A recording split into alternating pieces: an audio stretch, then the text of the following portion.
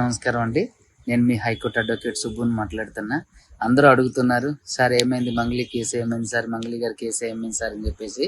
ఏం కాలేదండి, ఇంకా రన్ అవుతుంది. కాంప్రమైజ్ అయ్యారా, ఏమైంది అని చెప్పేసి అంటున్నారు. అడ్వకేట్ సుబ్బు ఎప్పుడు కూడా అలా కాంప్రమైజ్ అయ్యే వ్యక్తి కాదండి. బాధితుల తరపున ఖచ్చితంగా న్యాయం జరిగేంత వరకు పోరాటం చేస్తుంటాం. అయితే ముఖ్యమంత్రి గారి అపాయింట్మెంట్ కోసం చాలా సార్లు ప్రయత్నించాం, కానీ కుదరలేదు. ఉప ముఖ్యమంత్రి బట్టి గారి అపాయింట్మెంట్ కోసం వాళ్ళ పిఏ గారిని కూడా సంప్రదించాం.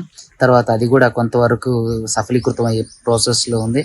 అదేవిధంగా మినిస్టర్ సీతక్క గారిని కూడా కలవడానికి ప్రయత్నం చేస్తాను, అది కూడా ప్రాసెస్ లో ఉంది. కానీ నాకు అర్థం కాని అంశం ఏంటంటే, నిందితులకి సెకండ్స్ లో దొరికే అపాయింట్మెంట్ బాధితుల తరపున పోరాడుతున్నటువంటి సుబ్బుకు, అడ్వకేట్ సుబ్బుకు మాత్రం ఎందుకు దొరకట్లేదు అనేది నాకు అర్థం కాని అంశంగా మిగిలిపోయింది. కానీ ఈ కేసులు ఇంతవరకు ఎటువంటి రాజీలు జరగలేదండి, అంతా కంటిన్యూగా జరుగుతూనే ఉంది. మంగ్లీని విడిచిపెట్టేది లేదు. ఖచ్చితంగా తప్పు చేసిన వాళ్ళందరినీ కూడా కోర్టులో నిలబెడతాం. తప్పకుండా బాధితులకు న్యాయం జరిగేంత వరకు పోరాడతాం. అడ్వకేట్ సుబ్బు కాంప్రమైజ్ కాలేదు.